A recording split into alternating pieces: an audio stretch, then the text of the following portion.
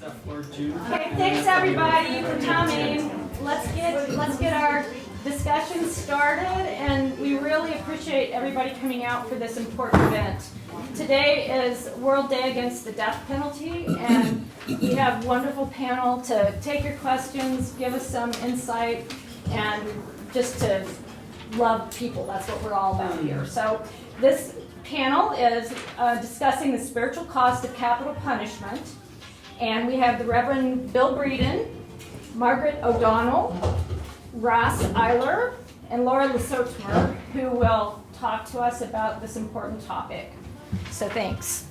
I'll let you want this. I'll just say I'm honored to be on this program with these three people.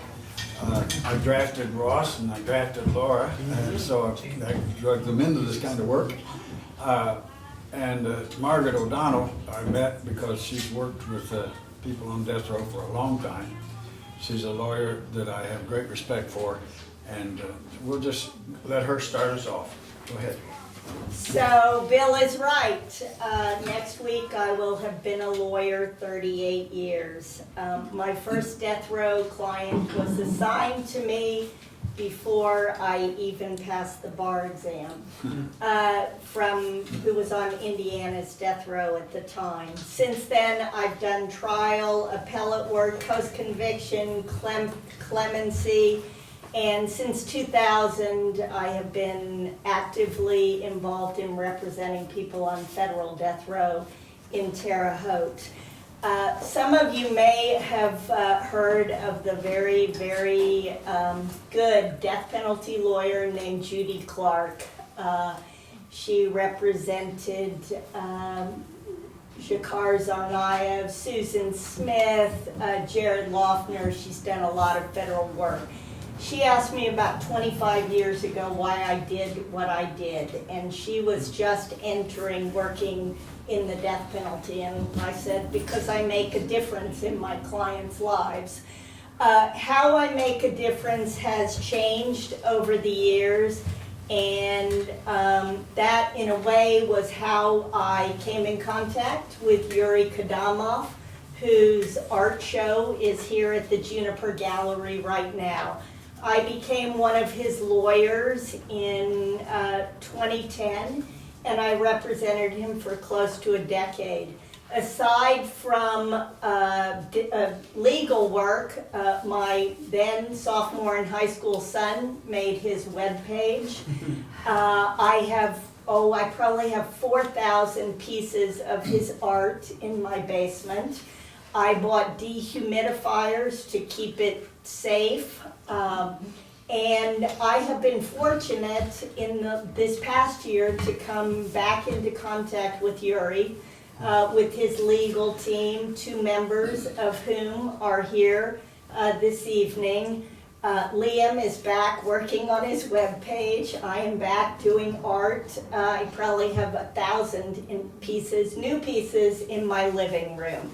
But I guess my point of all of this is the death penalty is a policy issue. I condemn the policy. I do whatever I can to further that sort of discussion. But what I care about are the people. I care about my clients. I care about their families.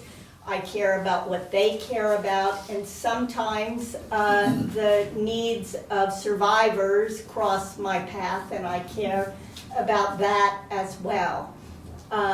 And it's what makes me tick. I call the law a nuisance that I have to deal with to be able to help my clients. Which leads me into what I want to talk about before I pass the floor to someone else. So when the Trump executions were going on in 2020 and 2021, I made 10 of the 13 vigils. And there was a core group of people. Bill was at most of them, except when he was inside the chamber with folks who were being executed. Ashley Eve, who is here, was at all of them. And George Hale was a news reporter who was in and out of, talking to the people who were there. And I happened to be able to get Bill to be Corey Johnson's spiritual advisor. I called his lawyer maybe a month before he was executed and said, does Corey have a spiritual advisor? And he said, I just thought the chaplain would go, but the chaplain says he can't go. So anyway, I hooked up Bill and Corey, and it came to light during the time that Bill was with him before he was executed that he had not had a visit in 30 years. We made a decision at that point this was not going to happen again. It was a slow process, but there is a nonprofit organization that through the Sisters of Providence. So we collected money, sought donations. We have collected to date $31,000 for this project. We have a committee that decides the applications. My former legal assistant contacts all the families. I'm the go-between between Rochelle, my former legal assistant, and the committee that makes the decisions. There have been 11 visits to date, 6 more are in the works, and 12 guys have had visits. We only are able to operate on the good graces of folks who think that something like this is important and who are willing to donate toward the cause. And we are again in a fundraising cycle to do this. I have a QR code, I have all kinds of stuff. If anybody here is interested in further information, I will be happy to share it with you. I will be happy to discuss every aspect of it. And like I said, next week I will have been a lawyer 38 years, but this is by far one of the best things that I've ever been involved in.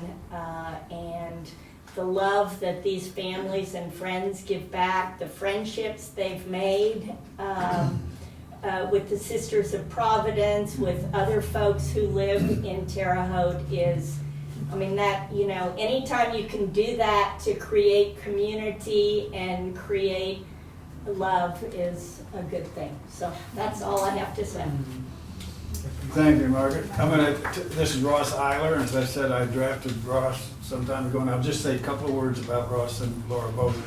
Whenever I try to get someone to be a minister of record to a person on death row, I always tell them I will respect them if they can't do it, and I say, if an execution of the person you're serving comes up, you will probably be asked to be in the execution chamber with them when it happens. And I tell each one of them, I will respect you no less if you say, I can't do this. Both Ross and Laura said yes, and I love them for it. Thanks, Bill. My name is Laura LaSuertmer. I am the spiritual minister of record for Yuri Kadamov, whose exhibit is on. He just called about 20 minutes ago, and he said he just sends his greetings and thank everyone. Today is the World Coalition Day Against the Death Penalty, and he thanks you all for being here, for caring about this issue, for thinking about prisoners, and he says, thank them all on my behalf. I've got to get his voice because he has a very charming... Oh, and he might call back. I was like, Yuri, call back in a half an hour, and we'll do Q&A. So if he does call back, think of a good question to ask if he does ring up while we're in the event here. But I just want to talk a little bit about Yuri and his art. Yuri is a Lithuanian citizen. He's one of 2 non-U.S. citizens on the federal death row. About 22 years ago, he was an accessory to some kidnappings and murders in California. He has spent all of the last 22 years in solitary confinement. because he is a foreign national and his father is a Muslim, right after September 11th, he was put into sort of extreme domestic terror protocols where he was not allowed to speak or touch anyone. When he was finally able to speak again, his vocal cords had atrophied. He hasn't had physical touch of someone who loves him or cares about him in over 22 years. And that kind of experience, if I lived it, would definitely break me, and I think I gather many people on death row it does break. But Yuri has somehow come through as a beautiful soul who does have deep love in his heart, and one of the main ways he expresses that is through music and through art. He was first a musician. He was a drummer. He's got some wacky photographs. He was a member of the Red Army, the Soviet Red Army, as a young man. And he started an underground illegal glam rock band, which was illegal at the time. I actually do have, he is right now with Breeden, one of his co-producers, he's writing a musical, and which they can only work on kind of through during the 2 hours a week that they're able to be in another person's presence. We've set some of those, he's recorded some of those, we have vocal and lines that we've set to music, so we've got kind of demos of some of his songs. So if anyone wants to hear Yuri's songs, please find me afterwards and I can send you the files. He would love to get his music heard as well. But he's primarily an artist. When he was first incarcerated, his English not so good, and he was given a bunch of books in English, and he couldn't read them. And so there was a book on how to draw, and so he was drawn to it and interested in doing art. And he is prolific. It's his whole life. He spends about 10 hours a day on his art. And he does about a piece a day at that rate, and he's been incarcerated for 22 years, 22 times 365. And they're all in my basement. And they're all in Margaret's basement. She is a saint. She's going to build another house for that reason. I just want to point out some elements that recur in his work. Almost all of his pieces, you can, I think, except one, incorporate. You'll find a grayish piece of stucco. That's actually peeled or fallen stucco from the walls of death row. So he incorporates the physical walls of death row in every piece that he does. He also notice almost all of his pieces involve some kind of strange circular shape. That is from when he first moved to death row. There was a prisoner his sentence was commuted and was leaving death row. And he gave Yuri a piece of contraband nylon rope with the instructions, if you ever have an execution date, do it yourself. Don't let them do it. And he decided, he considered, should I kill myself right now? And he decided, no, I'm going to use this for life and not death. So he incorporates this piece of rope into every piece that he does. If you look closely, you can always find the rope in everything he does. Right here on this shirt. And indeed on these shirts. Yes, he made these shirts for this occasion. They're not as simple as they look because his access to art supplies is so limited. So indeed, all of these had to be done with basically as stick poke tattoo. And he hand washed them each 10 times so that they would set because he doesn't actually have fabric things. So he made us these shirts. We'll do a photo shoot at the end. His life continues to be a torment in the torment that is the penal system here. Just a few weeks ago, they were the doors only opened by these electric switches, and then the switches broke, so they moved all of the prisoners to a block of the prison that's not set up for solitary while still keeping them in solitary, so there's no showers. They did move them when they first arrived. The windows were clear. And so you saw the moon for the first time in 20 years. So you saw the grass for the first time in 20 years. And the next day they painted the windows over again. But he is, again, I hope he calls, because as soon as you hear his voice, you will hear his spirit, the love that he still carries, and his ineffable human dignity, which of course is why we're all here. That we recognize that what the death penalty does is it cheats us all.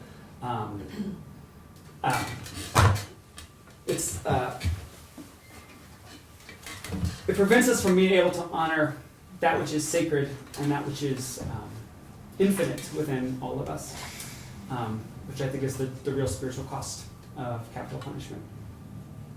I'm happy to talk more about Yuri and his work and stuff like that. So if you've got, and please take a look at it in the primary exhibit room. Ross, you might mention that the artwork, part of the proceeds will go to buy art supplies, so he can teach other prisoners.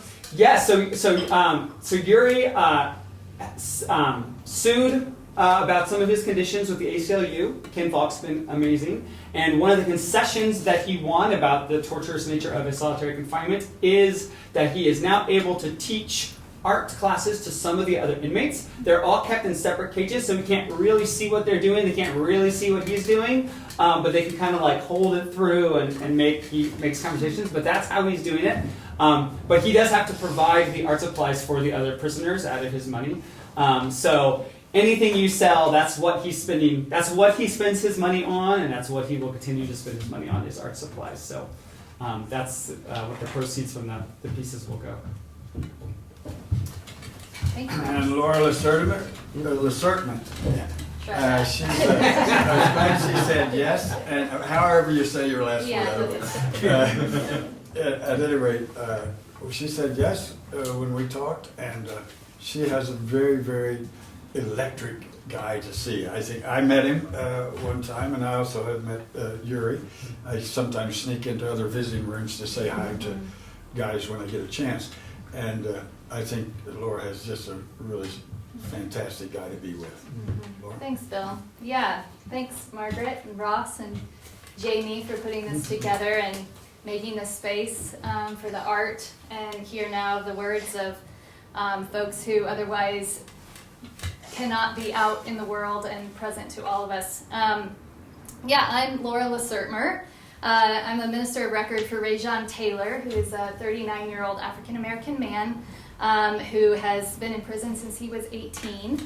I'm only a few months into this journey. We've had 2 visits, 6 hours, but Breeden is he is an electric personality, but in a very joyful, connective kind of way. And he's also a writer, and I'm a writer, and so I've had the privilege of passing our essays and our work back and forth over these last couple of months. And rather than me speak to you, I wanted to share one of his essays so that he can become present with us. This is called Death in Slow Motion, and I don't know that it needs any more than that. So this is Breeden. He says, I lie on my back inside a concrete prison tomb, watching dust particles twirl in a shaft of sunlight. My hands are clasped together across my abdomen, my body deadly still, like a casketed corpse. I'm acting the part, or so I tell myself, but it sometimes feels like parts of my humanity are stiffening in rigor mortis as I languish in solitary confinement on federal death row. I can't avert my eyes from the window, from the sunlight spilling onto the concrete floor. Its warmth is foreign, not of this underworld of cold fluorescence. It reminds me of the sun I once played in before death, before post-traumatic stress set my nervous system teetering on edge, triggered by the blast of a gun, a split-second tragedy, a precious life snuffed out, parts of me too, and now I mourn remorsefully in a solitary tomb. And in this life ever after, I'm hyper-vigilant, always on the lookout for life. My heart is hypersensitive, sharply attuned to the slightest vibrations, like this dust dancing in the light, drawing me like a moth to a flame. Yet a moth without wings, this body won't budge. My shoulders, thighs, feet, they all feel too heavy, dead-weighted, as if not my own, as if belonging to a man heavier than me. Shake off this death, I goad myself. Arise, the light has come. But there's no resurrection for me, at least not yet. Not while undergoing a death as real as a dose of lethal injection in the vein of a man strapped tight to a gurney. Wistfully, I stare at the window, narrow, encased in metal, set into the concrete wall. It's sealed shut, designed without hinges, made without grooves to slide open. No fresh air, but who needs it in a tomb anyway? Suddenly, something inside me cracks open, and memories of fresh air draft in, the scent of freshly cut grass in spring, of wet earth in a rainstorm. I'm a boy of 10, barefoot, in shorts and shirt, playing in front of my childhood home with reckless abandon on the pavement. Rain pelts my skin, an electrifying sting, as the hot asphalt, rough against my soles, hisses and steams. My clothes are soaked, my body tingling with life. I feel giddy, so free and alive, intoxicated with beauty and life. I weep for joy. And then it all fades as quickly as it came, just another memory ghost. I'm also a ghost, unseen, rarely recognized, locked behind solid steel doors, alone in a small concrete cell. My only companion is this ever-present ache for proximity. Oh, how it clutches me, as tight as this trauma coiled around my chest. I'm so desperate for social stimulation, ever in search of treks on muddy paths that lead to that sacred place where hearts get entangled in spiritual communion, like I used to have when my bare feet walked the earth. The window, the light, so alluring, but neither offers any real prospect. No natural wonders can be seen through the plexiglass. It's frosted over. A hazy film covers the outer pane, allowing only light in, blocking any view out. But when it rains and the wind blows against this maximum security building, shadows of raindrops streak the frosted glass, sliding down the frosted film, as if searching for a way in to keep me company as I stand at the window, gazing longingly. Solitary confinement is a death in slow motion. As you languish in this deprivation, you will gradually undergo the rigor mortis of death. You won't move the same way you used to, and sometimes your thoughts will tangle up, sticking together like chewing gum in hair. As the stiffness of death spreads throughout your humanity, your ability to socialize will atrophy. And there will come a time when your most precious memories will deteriorate, and you won't be able to vividly recall the feel of grass under your feet, that cold, slightly wet, ticklish feeling. You will struggle and mostly fail to unearth the feeling of nature buried in your memories, where it will feel like a relic of another life. I'm going to skip just a little. Despite it all, under these torturous conditions, there are still traces of life.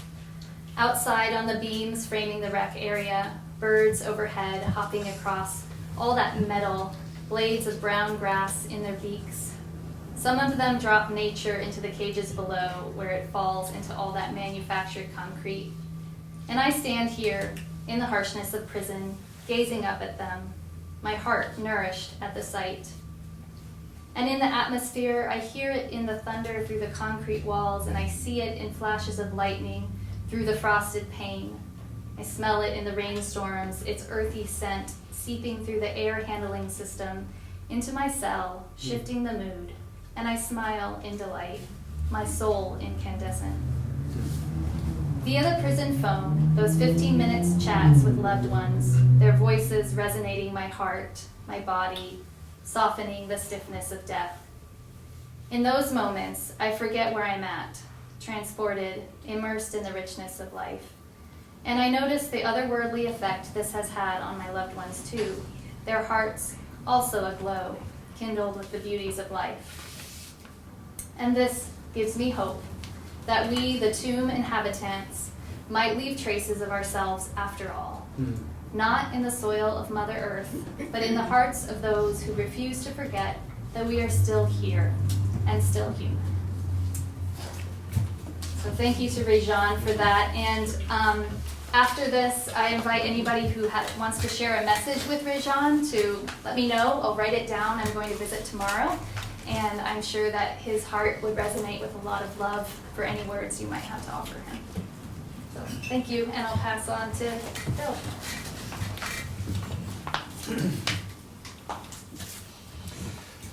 I wish I'd have gone first.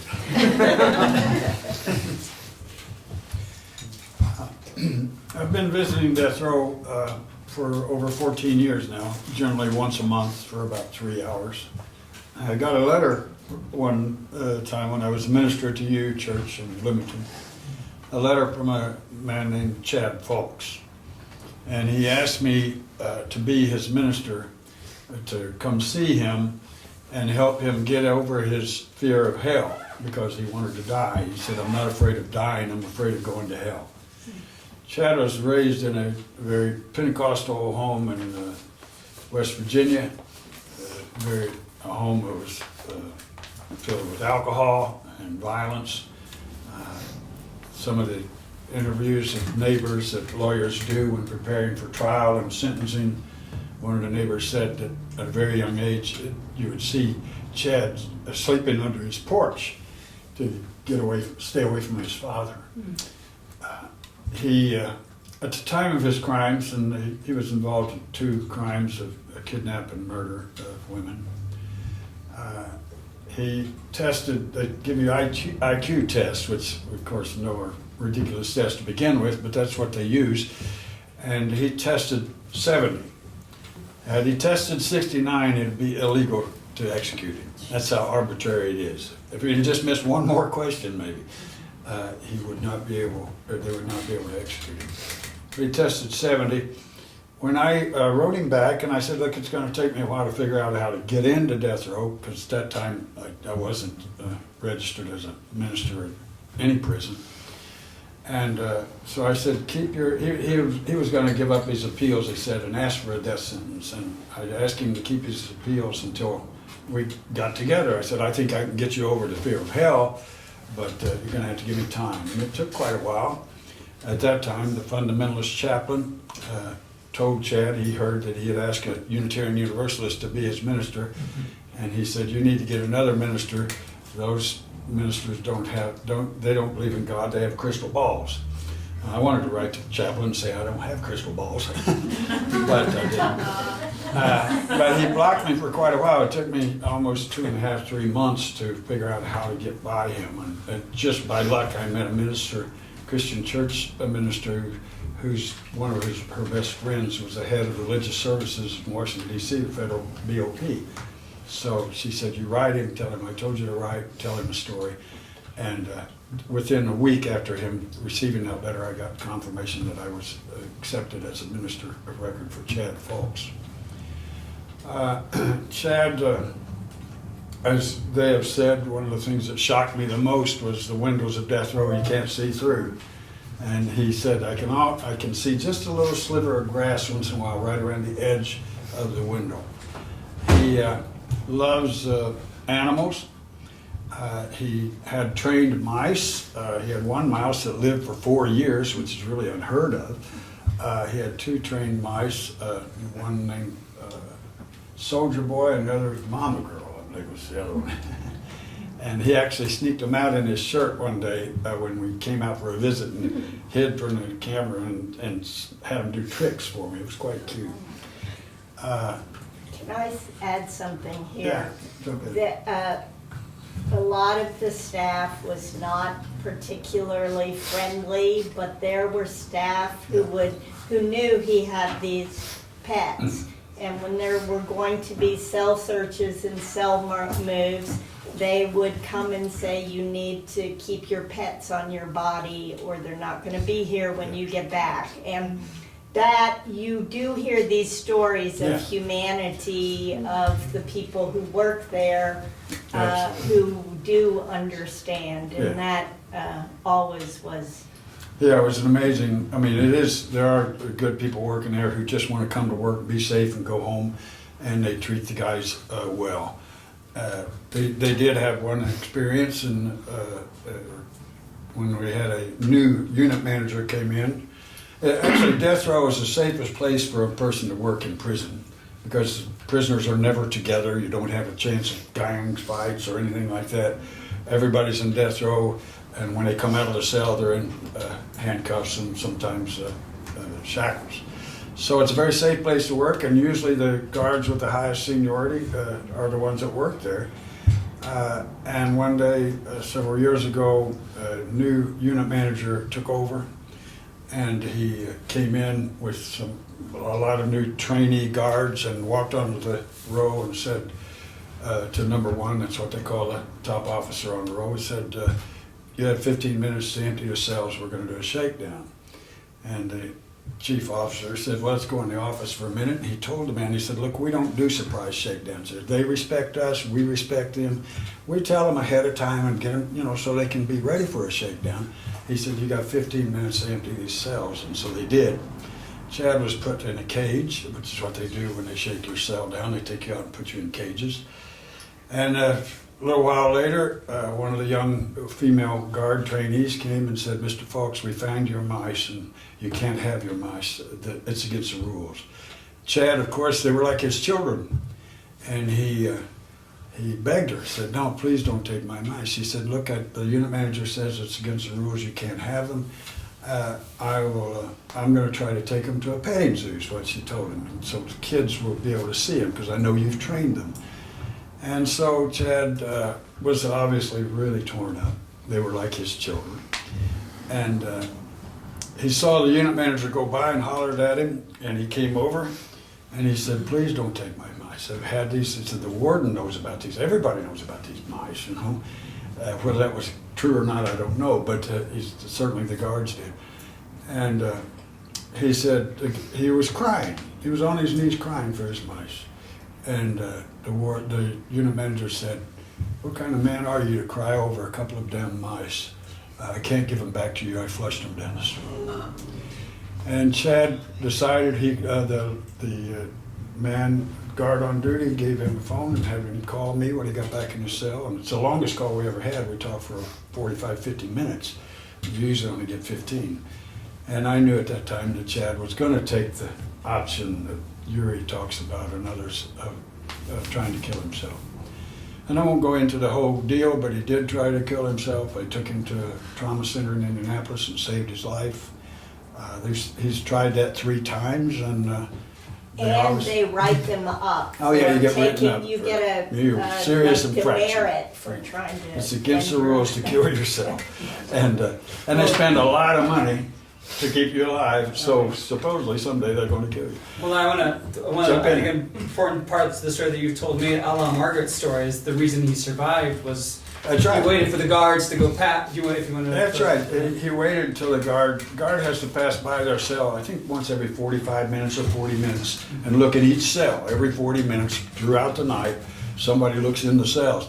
And the guard on duty that night, when he passed the cell and then went on down the range, Chad hung himself and cut his wrist. And the only reason he's alive is because the guard on duty has Tourette's syndrome. And I've met this guy, it's a trip. And he became friends with Chad, and he told Chad before this ever happened, he said, the reason I'm your friend, he said, when I was in school, I didn't have any friends because of my Tourette's. Everybody was afraid of me and stayed away from me. My only friends were animals, and I really respect the way you care for your mice. When he got to the end of the range, he decided to go back and apologize to Chad that he could not save his mice, and found saw Chad hanging in the shower. So that's what saved Chad's life. It's an amazing thing. And I'll just say that doing this work has changed me. I've always been against death penalty since I was adult, I think, and started reading and thinking about things. But to recognize these men that I've known on death row, and recognize them as human beings and realize that they're like you and me. They didn't have the chance that I had, many of them, but they're human beings. And then quickly I'll say a few words about Corey Johnson. As Margaret, when we were protesting the Trump bar murder spree, there were 3 persons left to be murdered, and Margaret and I talked. I said, find out if they have ministers, and she found out they didn't. Yuri Yusuf from here in Bloomington volunteered to be with a second man. Dustin Higgs, that's good. And then who took the woman? She had one. She had oh, a okay. spiritual advisor. So she put me in touch with the lawyer called me. She had the lawyer call me for Corey Johnson's lawyer. And I happened to be visiting, Glenda and I were down at her mother's house, and I'd driven down to the Ohio River to wait for a call from this lawyer. And he told me that Corey hadn't had a visitor in 29 years. And I said, you know, am I going to be able to talk to this man? Is he eating flies? What's he do? And he told me, he said, you're going to meet one of the most remarkable human beings you've ever met in your life. And I'll say, I've met with the Dalai Lama, and I've met Bishop Tutu. I've met a lot of remarkable people in my life. Corey Johnson is that remarkable. 29 years without a visitor, unable to read hardly at all, unable to write, and yet he discovered what it was to be a human being. He was one of the finest men I've ever met in my life. All the men on the road called him a gentle giant. He was about 6'6", 6'7". No one had ever heard him lose his temper, raise his voice against anyone. He was calm, quiet. He was very, very sorry for what he did in the crimes. He was in a drug war, and he and another person were involved in the killing of 7 people in a drug war. And I told him at the time, I said, you know, he killed the wrong people, Corey. If you'd have joined the army and gone to Baghdad and killed 7 Iraqi citizens, we could get you a medal and a commutation. And Corey was, he was just an amazing human being. He had no malice against anyone. And I'll say this about the execution process. The reason the chaplain cannot go in with them is that the warden at Terre Haute does not allow any of the employees at Terre Haute to go in the death chamber. He won't allow that. And the reason is it's a traumatic experience. It's something I hope I never do again. I still have nightmares about it on occasion. It's getting better, and talking about it helps. But it's the most brutal hour of my life that I've ever spent. And Corey was one of the most amazing people I've ever known. And this kind of insanity, this kind of killing, has to stop. And I don't think we'll have an execution during the Biden administration. If we do, I'll probably go to jail myself. But I think, you know, if we get another Trump in there, it's going to happen again. So I invite people to write every politician you know. I invite you to raise your voice, and we need to stop this insanity. It's just absolute craziness. And that's, I'll let that go. We should take questions, I think. Or comments. There are other comments, experts that's and right. experienced folks here in attendance. Ashley? I want to just comment on RJ, or Rajon. So Rajon is somebody I have the privilege of knowing. I'm also a lawyer, and at the time was an attorney at law. And I had the privilege of getting to know RJ really well. I worked with Christopher Villalba, who was executed, who was also RJ's best friend. And just going on his, like, I have never met somebody, like, I mean, just exudes so much joy. Like, one of the guards, even when he was escorting me back, was like, oh yeah, man, RJ, he always has a smile on his face. Like, the guards recognize the help. There are times where his rights are being violated, and I'm like, RJ, we should do this. But he's like, well, I'm going to write this person first, and just, I mean, to people who are, like, killing his friends, he's still like, well, I want to, he's so thoughtful to these other guards. And when I was working with him, I had the privilege of being able to have video chats with him on WebEx. And there was one time I was in Washington, D.C. and just walking around, and he was like, is that a tree? He's like, oh my gosh, let me see this tree. And just that childlike wonder. Like, you have, it's just, it's so moving to see, and to be able to see just, again, the way that these individuals are able to grow and to change and to learn empathy. And when you're trying to become your best self in such like a horrible negative environment, and you're able to still see joy in such a dark place, that says something about the human spirit. And it again, that's one of those, the spiritual cost of capital punishment, is we are basically saying that changing is not worth it. Right. And RJ lets me know every single day that he is. So please tell him that I love him so much. I'm still fighting to kind of get my way back to him. But yeah, and like they said, one of the most important things you can do, what we learned during the executions, especially in the beginning, it blew my mind, because that everything Trump did was super controversial and got so much coverage, except for these federal executions. It was like radio silent, like everywhere. And it started to pick up steam, but studies after studies showed like the vast majority of Americans, like by 2 to 3, like had no idea these executions are even happening. So most important thing you can do is talk to people about it and research it and be aware. There are executions happening all the time in states around the country. They're trying to bring back firing squads. They're introducing new gas chambers. It's just important to be aware of it, because the government, for whatever reason, on the harshest punishment, tries to do it as quietly as possible. Because I think they know that when we're confronted with the humanity and the reality of this punishment, instinctually we start to learn it's wrong, and I don't think they want us to know that so they can keep killing. Thank you. Yeah. Can I say so before anybody?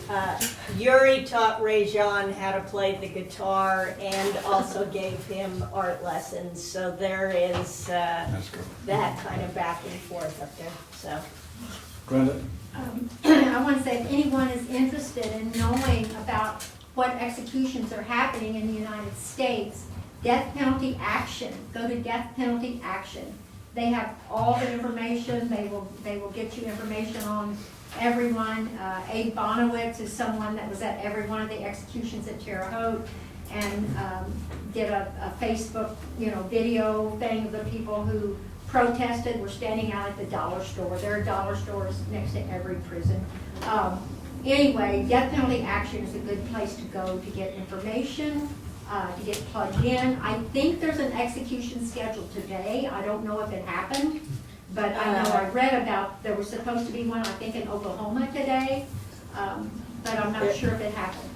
I think there was a stay Okay, in good. maybe the execution. Death Penalty Information Center is also another place where you can get reliable information about executions and issues related to the death penalty. Other questions? I would just kind of want to follow up on thank you for your comment, but also precisely I hope there's something more substantive in what I'm about to say than a rant, but about the addressing the reality of our human capacity for change. I recently read, you'll have to tell me what it is, but not the 2255, but his rejected appeal, which is online. And in Yuri. And in it, one of the things they considered was, is he a danger to society? And will he continue to be a danger? And it was based on the gravity of the crimes, of course, he is. And at the time of the committing of the crimes, I understand how one could maybe think that. If you met him now, there is, and I hope he calls so you can hear his voice. He would, if he was out today, he would be puttering about. He ran an aquarium business before. He would be doing aquariums and having harebrained ideas and trying to make money, and because he's grown and he's a different man now than he was. And the fact that we cheat ourselves of the people who actually have through the process. We have a prison system where we hypothetically want people to change or reform. But then if someone is reformed, we just kill them rather than allow them to impart whatever kind of wisdom they had in how they changed or why they changed or what made them change. Yeah, I think, an example of that for Corey Johnson, he dictated his last words to me because he couldn't read or write well enough to do it. And then they wouldn't allow me to read them when I was in the death center. He said he had to read them, and of course he strapped down on a cross, no less. I mean, literally it's shaped like a cross, and is at an angle where it would have been impossible to read if he could have read it. But they wouldn't let me read. And one of the things that I taught him, I had about 25 to 30 hours with him in the last month of his life. And one of the things that I talked to him about was the African American tradition and African American religious tradition. You don't die until your name is forgotten. And so the first thing he did in his last words, it says, "Don't worry about me. I'm at peace. Remember these names. and he named every one of his victims. And then he apologized to the families. He said, I would have done that a long time ago, but I didn't know how. And so he was a really transformed human being. And I think we really need to understand what we do is we take people out of, as Albert Camus, Yuri quotes him in one of these, in his statements in there. Albert Camus wrote back in the 1940s, you cannot imagine a more cold-blooded, premeditated murder than to take a person, a man, he said, put him in a solitary cell where he can harm no one, keep him there for years after year after year, and then on a certain day, at a certain hour, at a certain minute, put him to death. That's as cold-blooded and premeditated as is possible. And I think that's, that was really, when you, well, I hope you never do experience that, but standing and watching, we're not made to stand or watch somebody murder somebody. And that's what we do when we execute people.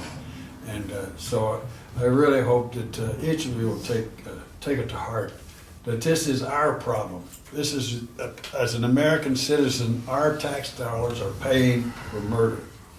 And we need to stop it. Other questions? Quick.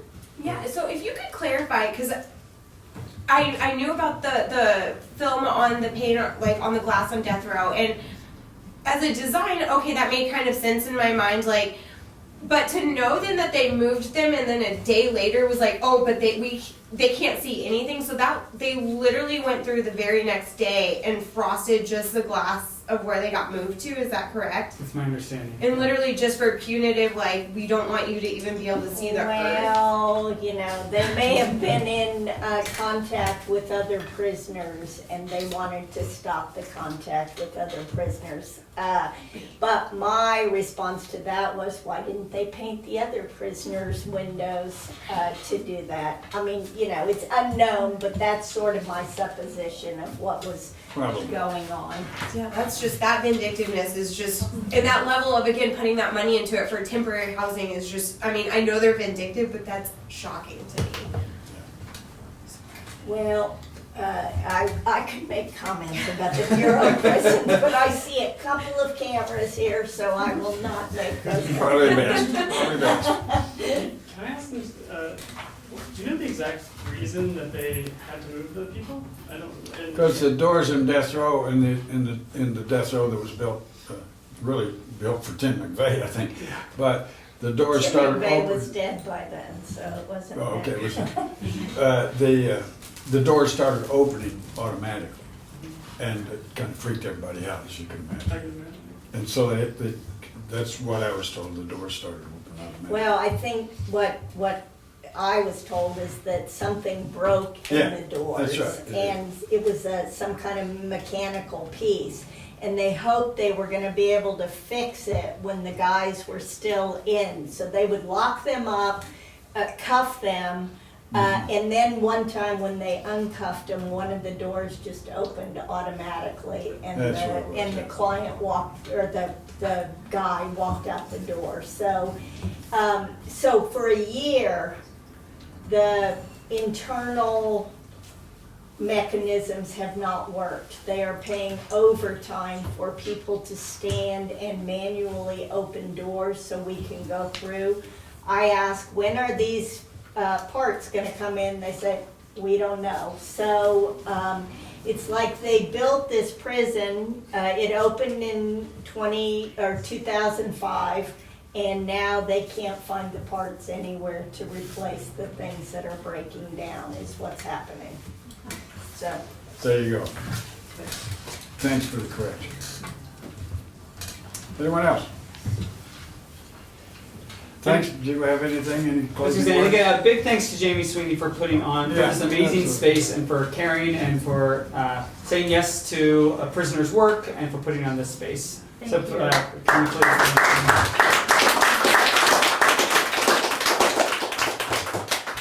And if I had a wall that could take a painting, I would probably buy one of Yuri's paintings because I'm amazed by his painting. Abstract art, abstract's my art, and I think he's Picasso of death row. I'm really amazed by it, so it's a good thing.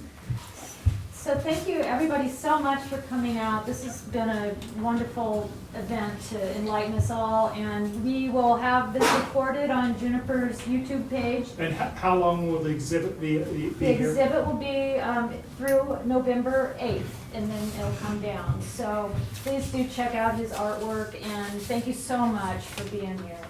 And for all the work, the good work everybody's doing. Thank you. And if you want information on the Death Row Visitation Project, That's right, yeah. We take donations anytime. I'm getting ready to put a Facebook. It actually started with I did a Facebook page to raise money to bring Corey's family to see him because they hadn't seen him in 29 years. And I got a chunk of money. And then their lawyers paid for all that, and so I gave the money to Sisters of Providence, and Margaret and the sisters have helped put that program together. And it's really an amazing thing. I've gotten to meet several of the prisoners who come to visit. I try to go over and meet every one if I can, the visitors. And it's just an amazing thing to visit, to see their faces when they come out from seeing their loved ones who they haven't seen in years. It's an amazing thing. And just on that, so one comment and question, just so other people are aware too, not all prisons have this rule, but with the federal BOP, there's a specific rule that you cannot see anybody unless you can prove you knew them before incarceration. So that makes it extremely, extremely difficult for these individuals, and that's why their family is even more important. But then I have a question for the minister's of record. Do you guys have kind of like, I know as lawyers we are able to be able to see basically whoever we want. Are you able then to kind of see whoever you want, or how does that process work? No, we're assigned to one minister, or one person. I will say we did file a suit for contact visits, and we won. And Laura may get the first one To tomorrow. hug RJ, he will like die. He'll love it so The much. first one may be tomorrow. So we did, the feds agreed. We also, in that suit, tried to get the right to be in contact with the person as they are executed. In contact, like holding their hand, or a hand on their head, or something like that. And they didn't agree to that, but in order to get contact visits now, we agreed with the ACLU, Indiana ACLU person, Ken Falk, to withdraw that, and with the understanding that if an execution date is announced, we can We will be we'll move that suit immediately. So I can't wait. I've been visiting for over 14 years and never have had to, I've never had contact with Chet. And that reminds me that, so if anybody wants to be a minister of record, the process with the new chaplain, I'm not a minister, I don't have a divinity degree, but my congregation sponsored me. They talked with my pastor. They said, I do work in the jail, so they were already like, yeah, she's a lay prison minister in That's our right. congregation. Yeah. So there likely are other people on death row who would want a minister I of guarantee you, record. I get asked all And the there's time. great carpooling options Great in Bloomington, storytellers here who will entertain you back and forth. So if anybody has the time, we go generally once a month to visit for 3 to 4 hours, though it could be more depending on your client or your, I don't know, person. Yeah. If you want to see Yuri's artwork too, you can go to juniperartgallery.com under special exhibits. If you're not able to come in person to see his work, you can find it at juniperartgallery.com. He also, his webpage is yurikadamov.com, I think. And he has a nice artist statement up. Yes, yeah. Thank you all again Thank for you.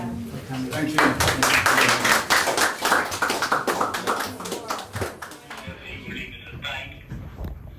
Thank you, Yuri. Thank you, Yuri. Thank you, Yuri.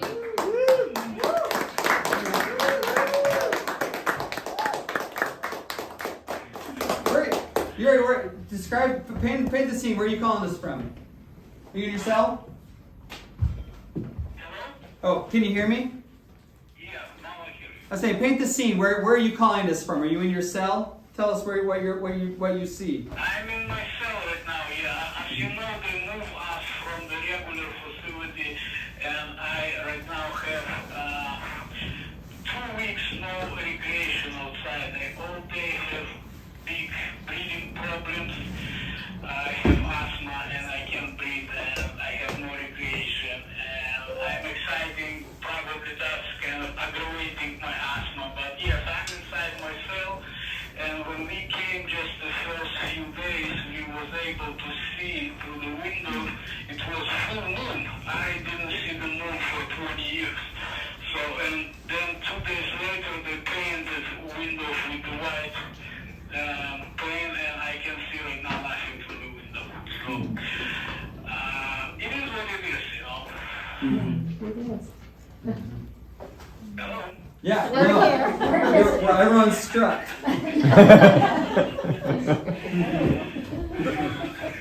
Hey, Yuri. Yuri, this is Bill Breeden. Thanks for the t-shirt. I just think you're a kick-ass artist, man. Thank you, man. I appreciate it. And I appreciate you for helping to organize it. And I know that you women who against the penalty and you helping a lot to all the inmates on death row. So on behalf of all of us on death row, thank you personally, man. I appreciate it. He can't talk right now. He's all choked up. This is Glenda. I'm Bill's wife.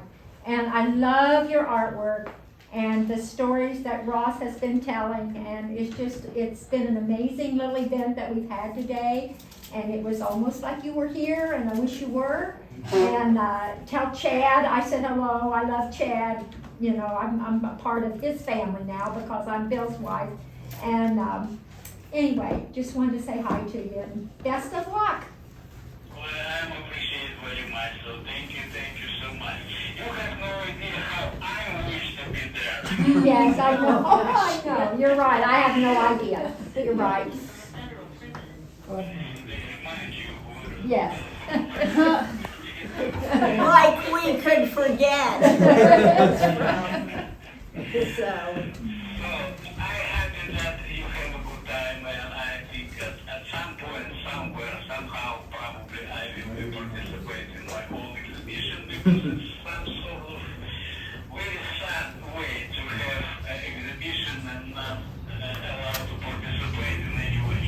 But at least through the phone I can, you know, call you, so that's good news. Hopefully next time we'll hear a musical put on by you. Pictures and videos at some point. I need to see all of you, how you do it over there. And I just again say thank you and have a nice evening today. And I'll see you on Friday, okay? Okay, Margaret, drive safe and I will be see you Friday. All right. Bye-bye. Good night.